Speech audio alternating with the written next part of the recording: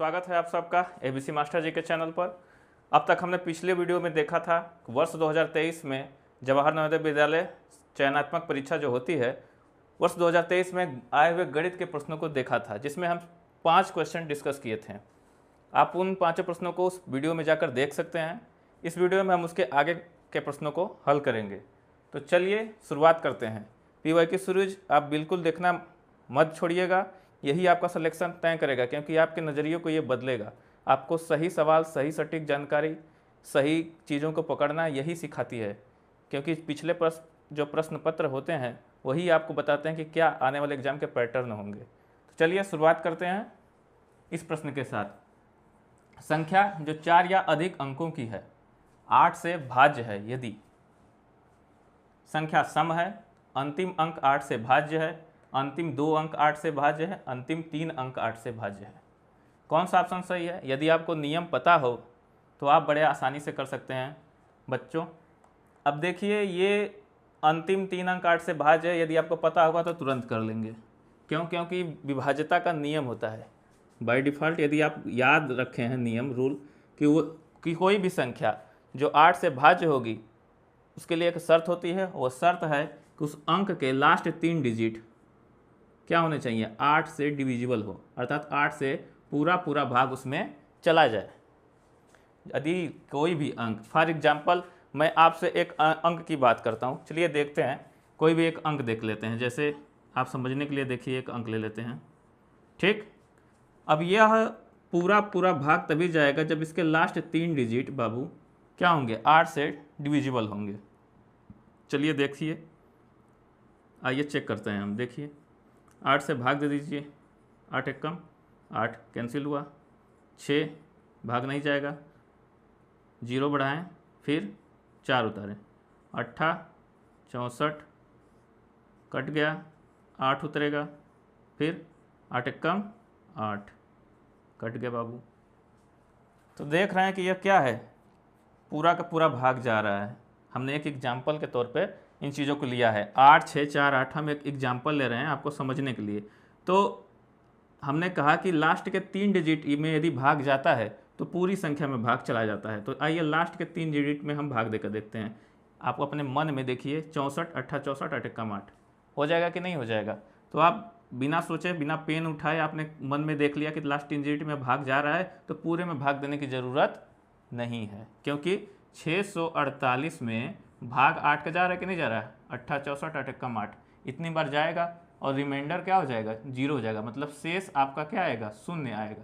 तो जब शेष 0 आ गया, रिमाइंडर 0 हो गया, तो उस केस में आपका भाग पूरा जा रहा है। तो वह जो इसकी जो विभाज्यता का नियम कहता है कि लास्ट 3 डिजिट जो होंगे वो 8 से कट जाने चाहिए। तो इसलिए अंतिम 3 अंक 8 से भाज्य, ये इसका सही उत्तर होगा। क्योंकि रूल होता है कि यदि कोई भी नंबर हो, चाहे वो 4 डिजिट का हो, चाहे 5 डिजिट का हो, 6 डिजिट का हो, जितना हो, लास्ट के 3 डिजिट 1 2 और 3, ये लास्ट के 3 डिजिट देखिए 3 2 1, जो 1 2 3 ये 3 डिजिट होंगे, ये क्या होने चाहिए? 8 से डिविजिबल होने चाहिए। मतलब 8 से इनमें पूरा भाग जाना चाहिए। और रिमाइंडर जो होना चाहिए वो 0 होना चाहिए, शेष आपका 0 आना चाहिए। उस केस में क्या होता है? 8 से भाग जाता है। यदि आप देखते हैं संख्या सम है, यदि इसको चेक करना हो, यदि याद हो तब तो ठीक है, नहीं याद है तब क्या करेंगे? आपको याद तो कर ही लेना चाहिए, लेकिन याद नहीं है बच्चों, उस केस में क्या करेंगे? आप चेक कर सकते हैं। चलिए चेक कर लीजिए। देखिए एक कोई भी नंबर अपने मन से ले लीजिए, 8 6 4 2, ठीक है, हमने एक नंबर ले लिया। आइए चेक करते हैं कि यह 8 से भाग इसमें जा रहा है कि नहीं जा रहा है। तो देखिए 8 से इसमें भाग दीजिए, 8 एक कम 8 कट गया, फिर वही बात, 6 उतरेगा, नहीं जाएगा, 0 बार ले जाएंगे, फिर 4 उतार देंगे, 8 64, ठीक है, फिर 2 उतरेगा, भाग नहीं जाएगा, 0 बढ़ाकर छोड़ देंगे। तो इस केस में आप देख रहे हैं, ठीक है, इस केस में क्या देख रहे हैं कि भाग हमारा पूरा नहीं गया, रिमाइंडर क्या आ गया? 2 आ गया, शेष क्या आया बाबू? शेष आपका 2 बच गया। तो जब शेष 2 बच रहा है और संख्या सम है, तो यह केस क्या होगा? गलत होगा। अंतिम अंक 8 से भाज्य है, अंतिम अंक 8 से भाज्य है। यहाँ पर तो अंतिम अंक अंतिम अंक 8 से भाज्य हो, तो अंतिम अंक 8 से भाज्य है, यहाँ पे 2 नहीं भाज्य है, अतः यह भी क्या है, गलत है कंडीशन। अंतिम 2 अंक 42 8 से भाज्य है, 42 अंतिम 2 अंक 8 से भाज्य है, नहीं है। अंतिम 2 अंक देखिए यहाँ से 8 से भाज्य नहीं है, तो ये भी क्या हो जाएगा, गलत हो जाएगा। तो इस तरह हम देख रहे हैं कि जो यदि अंतिम 2 अंक 8 से भाज्य, चाहे अंतिम 1 अंक, ये भी, तो ये भी कंडीशन, ये भी कंडीशन, तो फाइनली क्या हो जाएगा, ये कंडीशन आपका सही हो गया। इस तरह आप चेक कर भी कर सकते हैं परीक्षा में, लेकिन इतना टाइम नहीं होता, क्योंकि एग्जाम सिर्फ मिनट का खेल है। क्योंकि यदि आप मिनटों में सवाल कर लेते हैं तब तो सही है, अदरवाइज कोई फ़ायदा नहीं है। आप सवाल कर क्या करेंगे जब आपके पास समय ही नहीं रहेगा।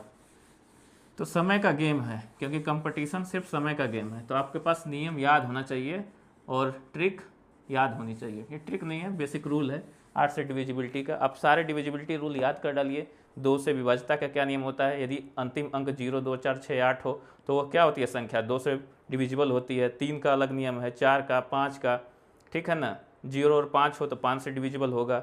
6 7 8 इस तरह 9 10 11 12 इन सब का एक डिविजिबल रूल है। तो विभाज्यता का नियम कहा जाता है इसे बच्चों। तो विभाज्यता का नियम जब आप याद कर लेंगे तो ये सवाल आसानी से हल कर लेंगे। और ऐसे ये सवाल हमेशा हर साल पूछी जाती है विभाज्यता के नियम पर। चलिए अगली सवाल पर हम चलते हैं।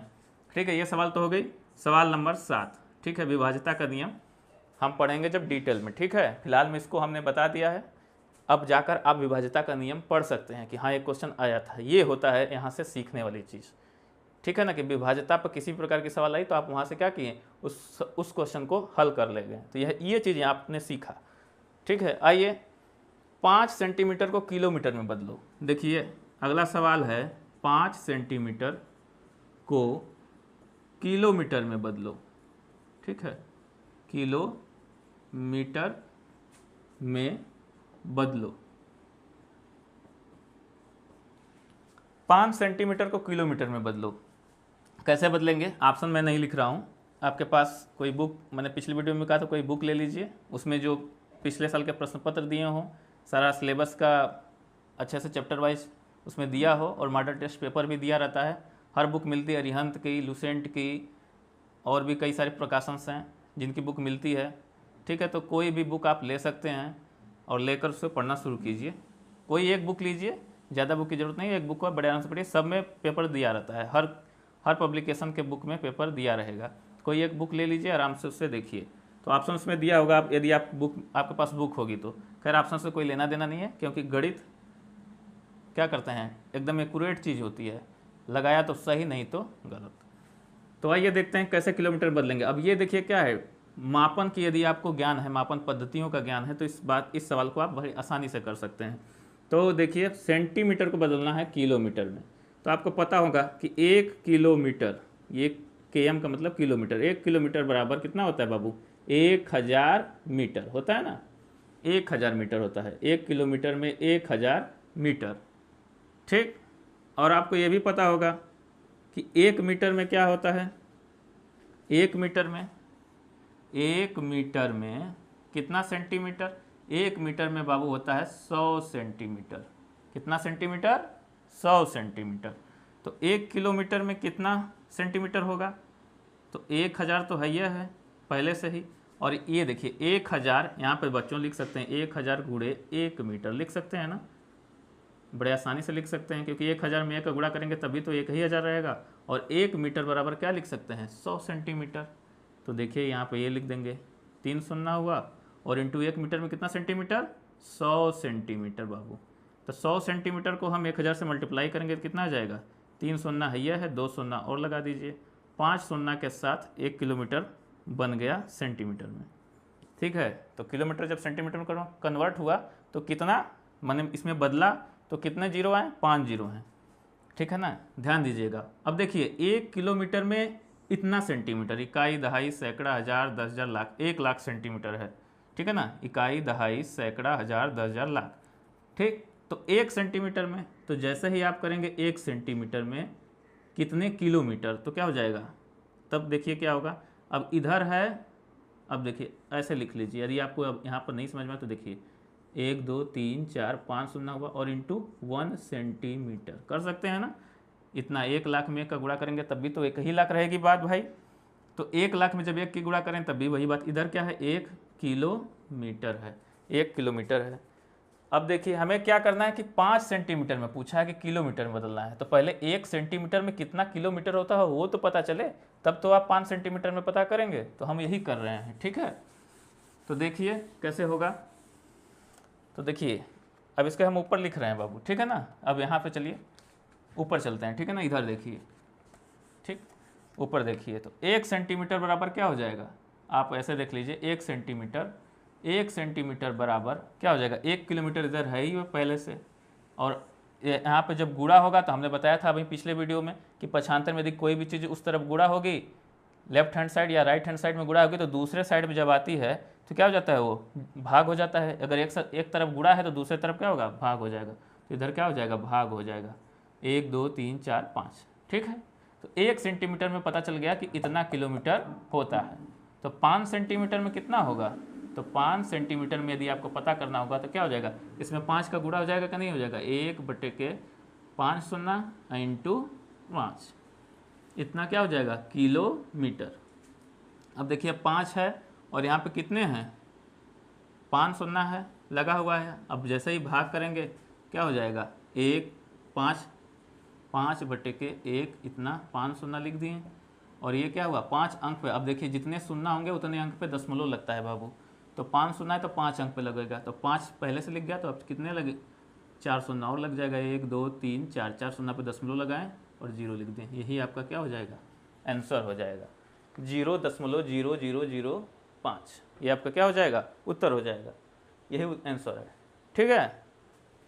आशा करते हैं आपको ये चीज़ें समझ में आएंगे। कोई भी कन्फ्यूजन हो तो आप कमेंट बॉक्स में कमेंट करिएगा, हम अगले वीडियो में उसको डिस्कस कर देंगे, ठीक है।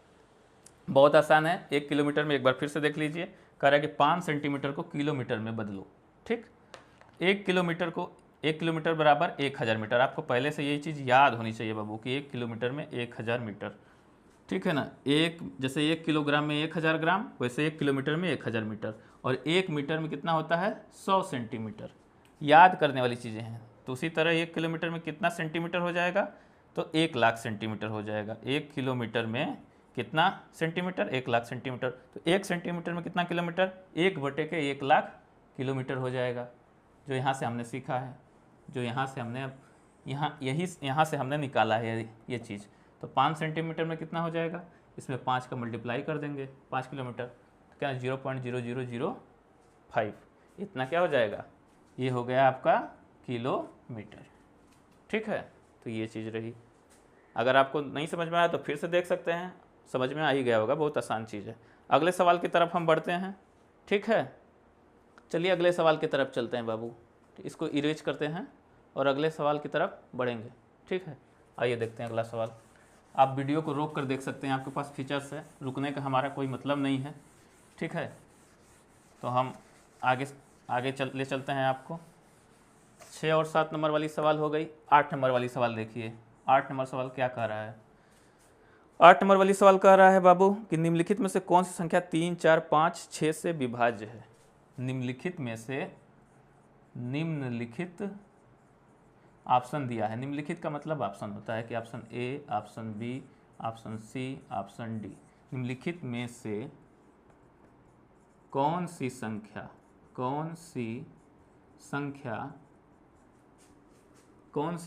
3 4 5 से विभाज्य है। सिर्फ 3 4 5 है या 6 भी है, 3 4 5 और 6 भी है। 3 4 5 और 6 से विभाज्य है, और 6 से विभाज्य है, ठीक है। 3 4 5 और 6 से विभाज्य। 3 4 5 से देगा तो बहुत आसानी से कर लेंगे, अब तो थोड़ा सा बड़ा किया। 3 4 5 और 6 से विभाज्य है। ऑप्शन नंबर ए है 36, सी है 60, बी 60, सी 72, कुछ भी कर लेते हैं, 80 दिया है, ठीक है, 80 और 90, ठीक है। अब ई मान लीजिए 72, कुछ भी ऐसा ही लिख दिया, क्या फ़र्क पड़ता है, ऑप्शन तो कोई एक ही सही है। कैसे चेक करेंगे, अब एग्ज़ाम में जो थोड़े प्रिपरेशन के साथ नहीं जाते हैं वो क्या करेंगे, 3 से भाग देंगे, फिर 4 से भाग देंगे, फिर 5 से भाग देंगे, फिर 6 से भाग देंगे। देंगे कि नहीं देंगे, ऐसे चेक करेंगे। अब देखिए 36, अब देखिए 3 4 5 और 6 तीनों से कटना चाहिए, मतलब 36 में भाग 3 से भी जाना चाहिए और 36 में भाग 4 से भी जाना चाहिए और 36 में भाग 5 से भी जाना चाहिए और 36 में भाग 6 से भी जाना चाहिए। 3 से चला जाएगा, 4 से चला जाएगा, 5 से जाएगा नहीं जाएगा, इसलिए ऑप्शन क्या है, गलत है। ज़्यादातर बच्चे इस तरह, आप इस तरह से भी कर सकते हैं। हम दूसरा तरीका भी बताएंगे, पहले यह तरीका देखिए जो बहुत नॉर्मल चीज़ है, लेकिन ये टाइम टेकन वाली, ये आपका समय लेगी। 60, 3 से चला जाएगा 20 3 60, 4 से 15 चौके 60, 5 से 12 5 60, 6 से चला जाएगा, तो देख रहे हैं कि सबसे कट रहा है, तो यही ऑप्शन क्या है, सही है। कितना आसान है, कर लिए आप। 80, 80 किससे नहीं जाएगा, 3 से नहीं कटेगा, ये तो 3 से ही नहीं कटेगा बाबू, 80 में 3 से भाग देंगे तो नहीं कटेगा। 90, 90 3 से कट जाएगा, लेकिन किससे नहीं कटेगा, 4 से कट जाएगा। 45/2 नहीं कटेगा, तो 90 क्या होगा, 4 से नहीं कट रहा है, तो क्या हो जाएगा, ये भी गलत हो जाएगा। ठीक है, 72, 3 से, अब हमने एक्स्ट्रा ऑप्शन ले लिया था, अब देकर चेक कर सकते हैं, 3 से कटेगा, 4 से कटेगा। ठीक है, 5 से नहीं कटेगा, क्योंकि 72 के लास्ट में क्या है, लास्ट डिजिट 2 है, और 5 से वही संख्या कटती है जिसके अंत में 0 हो या तो 5 हो। ठीक है, अब देखिए आपको डिविजिबिलिटी रूल याद है तो भी कर सकते हैं, तब भी ये नहीं कटेगी। अब 0, अब देखिए इसमें 5 है और 0 और 0 और 5 किसी के लास्ट में नहीं है, तो 5 से कटने वाली यही 2 ऑप्शन होते हैं, और इन दोनों ऑप्शन में 3 इसमें नहीं कटेगा, तो ऑप्शन क्या हो जाएगा, सही, ये सही हो जाएगा। डिविजिबिलिटी रूल से भी कर सकते हैं, एक तरीका ये हो गया, और दूसरा तरीका है डिविजिबिलिटी रूल, मतलब विभाज्यता का नियम लगाकर भी आप चेक कर सकते हैं। एक नियम तो आपने ऐसे डायरेक्टली भाग देकर चेक किया, ये क्या करेगा, आपका टाइम लेगा। क्या लेगा बाबू, टाइम लिया। ठीक है, ये तो आपका टाइम लिया कि भाई चलिए इससे नहीं कट रहा है, इससे नहीं कट रहा है। 36 आपका 5 से नहीं कटेगा, 36 आपका 5 से नहीं कट रहा है, लेकिन आपको डिविजिबिलिटी रूल याद हो कि 5 से वही संख्याएं कटेंगी जिसका लास्ट डिजिट क्या हो, या तो 0 हो या तो 5 हो, तो देखो तब ये भी 5 से नहीं कटेगा। ठीक, 5 से ये कट जाएगा। ठीक है, 5 से ये कट जाएगा, लेकिन 4 से नहीं कटेगा, 4 से ये भी नहीं कटेगा। अब इसमें से ये आपका सही हो रहा है, क्योंकि ये किससे नहीं कट रहा है, 3 से नहीं कट रहा है। ठीक है, डिविजिबिलिटी रूल से भी कर सकते हैं। तीसरा मेथड क्या है, एक तो आपने देख लिया सबका अलग अलग भाग, दूसरा डिविजिबिलिटी रूल हो गया। तीसरा मेथड देखिए कितना आसान है, ये भी है। कोई भी संख्या, यदि इस प्रकार के सवाल आए कि निम्नलिखित में से कौन सी संख्या 3 4 5 6 जितना भी नंबर दे दे से विभाज्य है, तो क्या करेंगे, अगला मेथड देख लीजिए। तो सिंपल है कि 3 4 5 और 6 का क्या करेंगे, हम एलसीएम ले लेंगे। ठीक है, जैसे 2 3 5 2 3 6, फिर 2 3 1 5 3। ठीक है, 3 1 1 5 1, भाग देते हैं, लसा एलसीएम कर रहे हैं, और 5, तो कितना है बाबू, 2 दूनी 4 3 12 5 60, तो इसका क्या आ गया, एलसीएम अर्थात लसा क्या आ गया इसका, तो लसा कितना आया है बाबू, लसा इसका आया 60, तो उत्तर क्या हो जाएगा, 60। तो इस तरह से भी आप कर सकते हैं कि इसका लसा 60 आया, तो ये क्या हो जाएगा 60, क्योंकि लसा क्या होता है, लिस्ट कॉमन मल्टीपल, जो लसा होता है मतलब लघुत्तम समापवर्त जो होता है, समापवर्तक जो होता है, लिस्ट कॉमन मल्टीपल वही होता है जो इन सब का लसन, जो ये जितने भी नंबर्स रहेंगे अपने लिस्ट कॉमन मल्टीपल क्या करते हैं, विभाज्य करते हैं, भाग उसमें उसका भाग पूरा चला जाता है। तो ये एक छोटा सा लसा का एक कंसेप्चुअल चीज़ है, मतलब एक उसकी एक मेन जो होती है थीम, जो बेसिक चीज़ है वो यही है कि कोई भी संख्या अपने लसक, जो जितनी भी संख्याएं रहेंगी, कई सारे नंबर्स रहेंगे, वो अपने उनका लसा क्या होता है, उन सभी नंबरों से क्या होता है, विभाज्य होता है। ये लसा का डिफिनीसन है। ठीक है, यदि पढ़े होंगे तो समझ रहे होंगे। आशा करते हैं आपको ये चीज़ें समझ में आई होंगी। चलिए चलते हैं अगले प्रश्न की ओर। अगला प्रश्न बहुत आसान है बाबू, मिटा देते हैं, आप वीडियो को रोककर देख लीजिएगा। अगला प्रश्न है कि मेरी घड़ी में बाबू 7:05 हो रहा है। कितना बज रहा है मेरी घड़ी में, 7:05 हो रहा है। ठीक है, अच्छा अगला सवाल हो गया है, ये 10 नंबर वाली सवाल हो गई है। चलिए 10 नंबर वाली ही कर लेते हैं, फिर 9 नंबर वाली कर लेंगे, कौन सा उसमें है। मेरी घड़ी में 7:05 हो रहा है। ठीक है, कितना बज रहा है, 7:05 हो रहा है, प्रातः है, और प्रातः का क्या बजा है, प्रातः को क्या लिखते हैं, यदि मॉर्निंग है, मॉर्निंग टाइम है, तो मॉर्निंग टाइम जो मॉर्निंग टाइम होता है बाबू, सुबह वाला समय होता है, तभी तो बच्चे बोलते हैं गुड मॉर्निंग सर। तो सुबह वाले टाइम में क्या लिखते हैं हम, AM करते हैं, जो 12 बजे से पहले होता है, ठीक है ना। 12 बजे के पहले क्या कहते हैं, AM, और 12 बजे के बाद क्या होता है बाबू, PM। क्या होता है, PM, ठीक है। यह 25 मिनट आगे है, और यह घड़ी क्या है, कितनी आगे है, ये जो घड़ी है ये कितनी आगे है बाबू, 25 मिनट आगे है। यह क्या है, 25 मिनट आगे है बाबू, 25 मिनट आगे है, ठीक है, 25 मिनट आगे है। सही समय है, सवाल क्या कहा है कि मेरी घड़ी में 7:05 प्राप्त है, मैंने दिखा रहा है, जो कि 25 मिनट आगे है, ठीक है, जो कि 25 मिनट आगे है। तो सही समय क्या है, जैसे आपकी घड़ी में 7:05 हुआ और घड़ी 25 मिनट आगे है, बहुत आसान सवाल है। आप कहेंगे सर 25 मिनट आगे है, 5 घटाएंगे 7 बज जाएगा, 20 घटाएंगे तो कितना हो जाएगा, 6:40 AM हो जाएगा। तो कितना आसान हो गया, आंसर है, आसान है ना। और नहीं आ रहा है तब भी देखिए, एक तरीका तो ये हो गया कि आप घड़ी का नियम याद रखे हैं, 7:05 25 मिनट आगे है, इसका मतलब 5 किए तो 20 मिनट और पीछे करना पड़ेगा, 7 बजा 20 मिनट और पीछे किए तो कितना हो गया, 6:40, क्योंकि 40 मिनट पर आ जाएगा, क्योंकि टोटल बाबू ये 12 हुआ और ये 6 हुआ, ये होता है 30 मिनट होता है ना। 7 पे 35 होगा, 8 पे 40 मिनट, ठीक, 9 पे कितना हो जाता है 45 मिनट, 10 50, और इधर 11 पे कितना हो जाएगा 55 मिनट।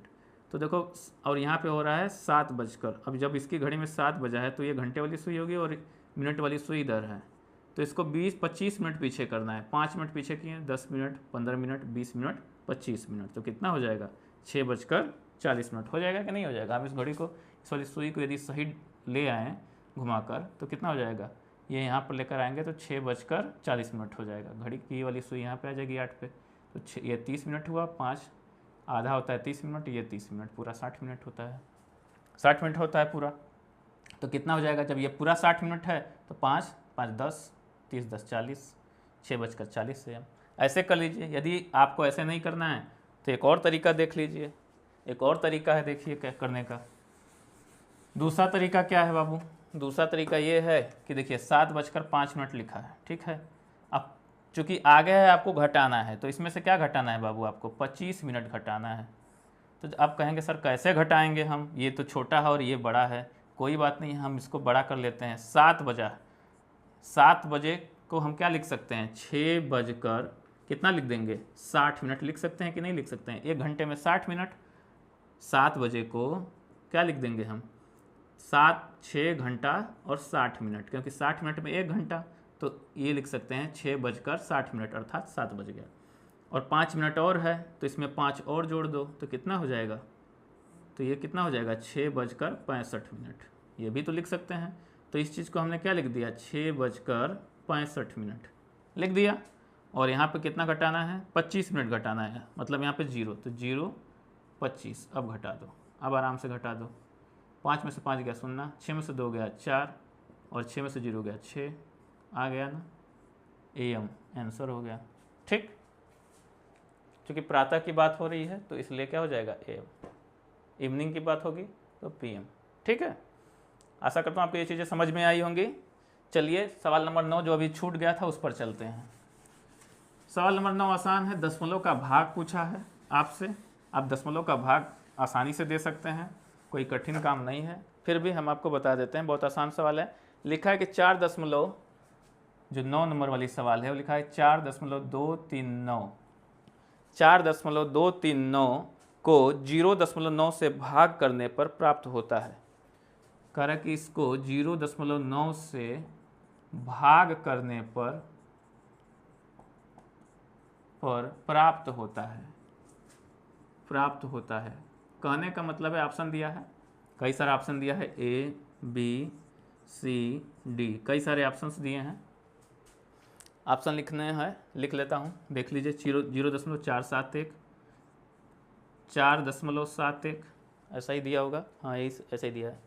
फिर 47.1 और अगला है 471, ठीक है। मतलब सारे ऑप्शन एक जैसे हैं, मतलब पूरा कट रहा है, क्योंकि प्राप्त होता है से भाग देने पर, तो भाग देने पर आपको क्या प्राप्त होता है बाबू? भागफल प्राप्त होगा। क्या प्राप्त होगा? भागफल। तो आपसे पूछ रहा है बाबू भागफल। ठीक है, तो आइए भाग देते हैं। तो देखिए, भाग देने से पहले हम आपको कुछ सिखा देते हैं। नीचे है 0.9, भाग देंगे, दशमलव का है, थोड़ा कठिन लग रहा होगा तो इसको आसान बना लीजिए। नीचे से दशमलव को गायब कर दीजिए।